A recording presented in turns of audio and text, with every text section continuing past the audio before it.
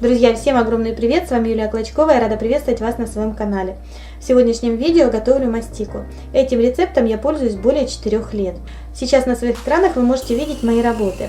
Они выполнены именно с этой мастики, которую сегодня хочу вам показать.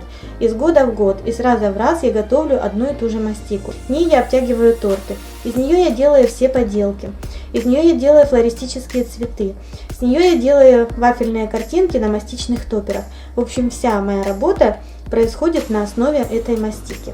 Если вам интересно, как я работаю, как я ее готовлю, оставайтесь со мной, приготовим вместе. Итак, для приготовления такой мастики мне понадобится белый зефир маршмеллоу, вода, сахарная пудра, лимонная кислота, растительное масло без запаха и крахмал, картофельный крахмал. Все точное количество ингредиентов я укажу в конце видео, и внизу под видео вы тоже можете все это увидеть. Так вот, для приготовления этой мастики я использую белый зефир маршмеллоу. Вот такой он у меня. Сейчас я открою, покажу вам поближе, такими вот бочоночками. Дальше сахарная пудра. Сахарную пудру я вам могу показать прям вот в такой упаковочке. Кто-то скажет, это реклама, можете посчитать рекламой, но я не рекламирую, я просто вам советую.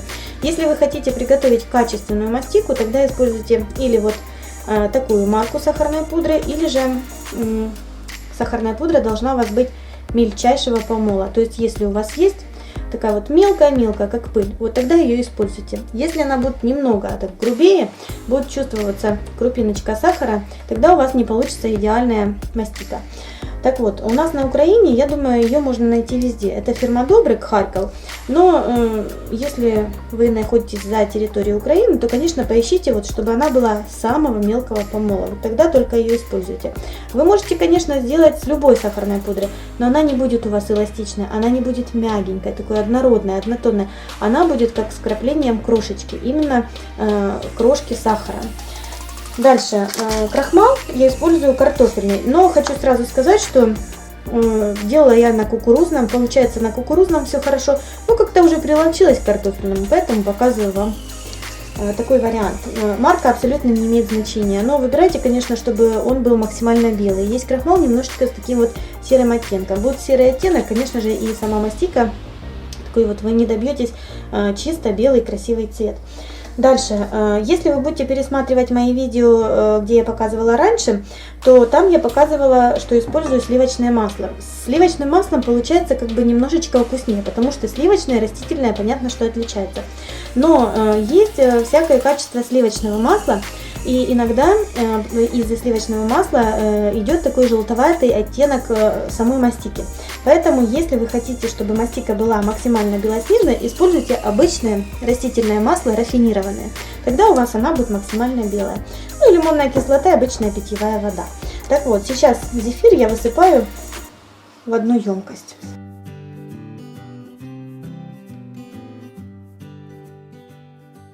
Зефир в миске, и сейчас добавляю лимонную кислоту. Лимонную кислоту добавляю по вкусу. Вот как мы подсаливаем суп, чтобы он был приятно соленый, так мы добавляем лимонную кислоту. Ее я добавляю с той целью, чтобы будущая мастика была приятно сладкой, с легкой кислинкой. Знаете, иногда говорят, вот мы пробовали мастику, она совсем невкусная, мы ее убрали, а всю серединку торта съели.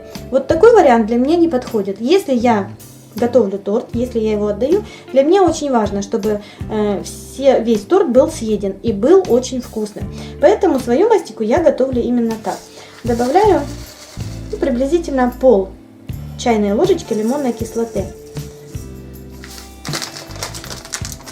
Теперь, смотрите, лимонную кислоту можно оставить и вот в таком состоянии.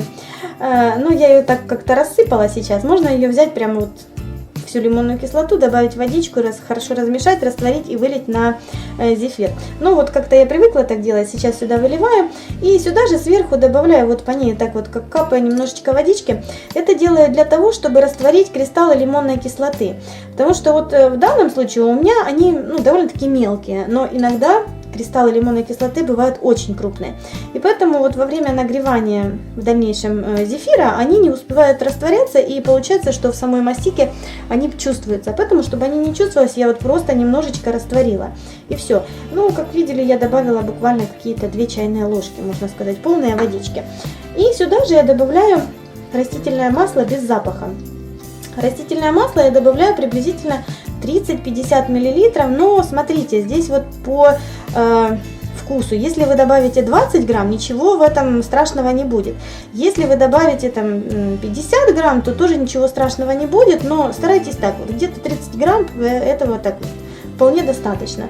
Ну вот так на глаз, чтобы она была, знаете, не сильно сухая, а немножечко такая вот более насыщенная, скажем. Ну, вот такое количество небольшое добавила, приблизительно, возможно, 25-30 грамм, этого вполне достаточно. Все, теперь зефир, растворенную лимонную кислоту и растительное масло я отправляю в микроволновку. Но хочу сказать, что мощность микроволновки у каждого разная, и поэтому я отправляю где-то на 1 минутку и смотрю всегда по состоянию зефира. Он должен быть таким вот мягким, прогреться, при этом он не должен сильно перегреться. В общем, сейчас я нагрею и покажу, какое состояние должно быть зефира. Отправляю на 1 минуту, а потом уже будем смотреть дальше.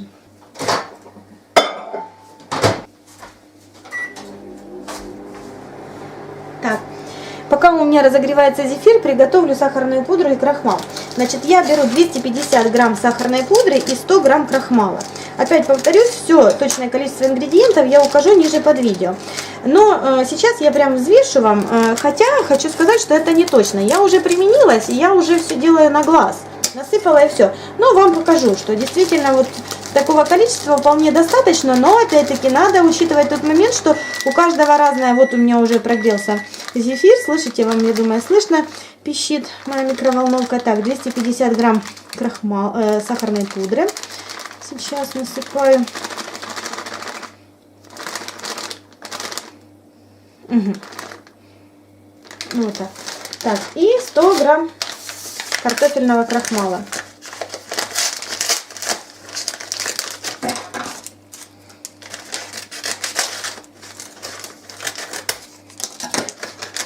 Кто-то скажет, я долго снимаю, вот останавливаюсь на таких моментах, там не сокращаю, но так, 100 грамм, значит 350 должно быть. Но я показываю в основном для новичков, для тех, 360, ничего страшного, сейчас мы уберем лишнюю часть. Так, ну пускай вот. Ну поверьте, вот эти 5-10 грамм, они не сыграют абсолютно никакой роли, возможно, надо будет еще немножечко добавить. Так вот, у меня сейчас 350 грамм сухой смеси, и я ее всю пересеиваю.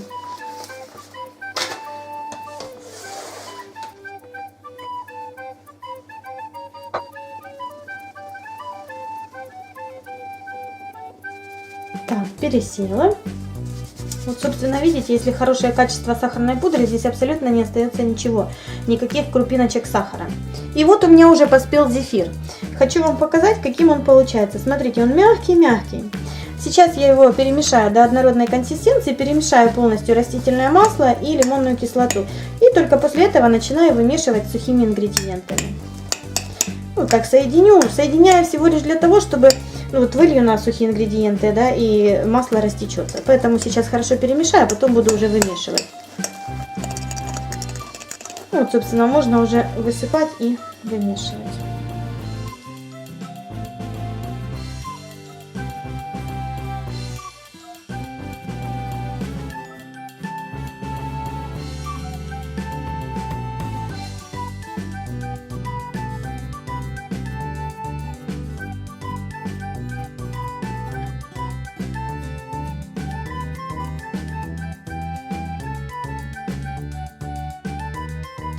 Как видите, мастика становится уже более плотной, она эластичная, тянется, но я продолжаю вмешивать все сухие ингредиенты.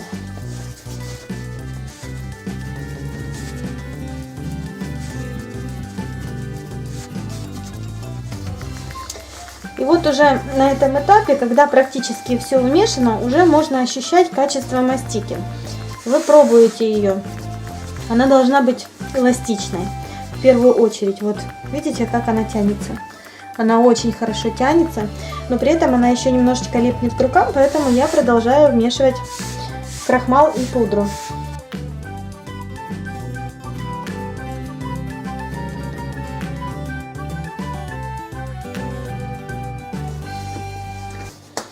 Ну вот и все. Собственно, я вмешала все сухие ингредиенты. Вот таким у меня получилась моя мастика. И хочу вам показать ее вблизи. Какая она вот красивая, эластичная, мягкая. Сейчас она немного липнет к рукам. Но в таком состоянии я оставляю ее. Пускай она немножечко полежит, отдохнет. Приблизительно 1 час. Ну что же, убрала со стола, теперь расскажу немного об этой мастике. Вот это та, которую мы с вами только что приготовили. Она мягкая, эластичная. Сейчас вам еще раз покажу, посмотрите, как она тянется хорошо. И немного расскажу о ней. Значит, сейчас я ее приготовила и отправляю в полиэтиленовый мешочек, пищевую пленку, кому как удобно. Пускай она отлежится 1 час. Значит, если вам надо работать с этой мастикой сразу, вот только вы ее приготовили, вам надо украсить торт, то я советую вам в таком случае украшать торт только сверху. То есть таким вариантом мастики вы можете украсить торт только сверху. Если же вам этой мастикой надо обтянуть полностью торт, где вы будете ее натягивать, выравнивать, приглаживать, значит, дайте ей отлежаться хотя бы час. Она полежит, все компоненты вот здесь отреагируют, она станет более еще эластичной, и только после этого начинайте обтягивать торт, потому что есть вероятность, что на боковой стороне торта она начнет лопаться. Это вот один минус, который я могу сказать по поводу этого рецепта приготовления. То есть приготовили, дали хотя бы 1 час отлежаться, и после этого берете крахмал, обычный крахмал, вот этот вот картофельный, который мы добавляли в состав мастики, подпыляете стол и начинаете вымешивать мастику. Когда она у вас полежит 1 час, она будет плотной. Вот сейчас у меня вариант мастики, который лежал в холодильнике. Она вообще у меня как камешек. Вот, слышите какая? Вот, но когда она вот в таком состоянии полежит при комнатной температуре, естественно, она будет немного мягче, чем с холодильника, но уже потверже, чем сейчас. Поэтому вы отправляете ее в микроволновую печь, снова нагреваете, только очень-очень осторожно, с такими вот импульсами в 10-15 секунд. Отправили на 10 секунд, достаньте, посмотрите, она мягкая. Вот если мягкая, немножечко подвымешайте ее на крахмале.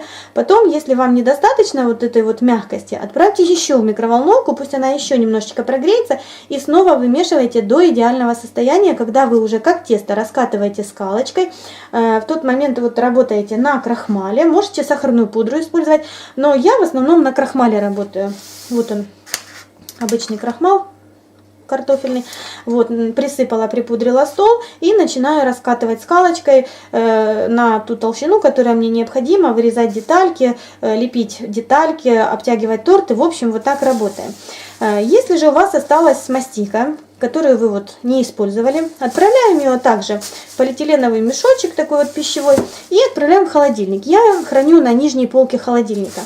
Она становится вот такой вот плотной. Это была мастика, я ее так отщипнула и остачу положила в пакет. Вот она как камешек. Если ее отправить в микроволновку, она станет мягкой. Сейчас я вам покажу, какая она будет. Вот кусочек, видите, какой он плотный. Сейчас отправлю и покажу, какой она становится мягенькой.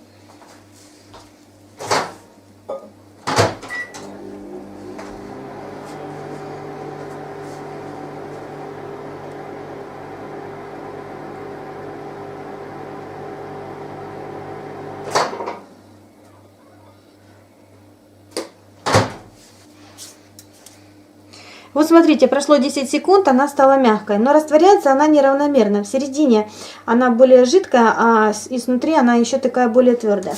Значит, что я делаю? Припыляю стол крахмалом. Можно добавить сахарную пудру, если хотите.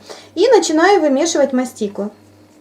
Сейчас я на маленьком кусочке вам покажу, как это все происходит наглядно. Вот, уже ее можно полностью окунуть в крахмал, она уже не так липнет к рукам, и вымешиваю, как обычное тесто. Вот, смотрите, она приобретает мягкий, эластичный вид. Вот эта мастика, она сделана по тому самому рецепту, который показала вам сейчас. И вот уже такую мастику я могу смело использовать в оформлении своих тортов. Ну вот и все.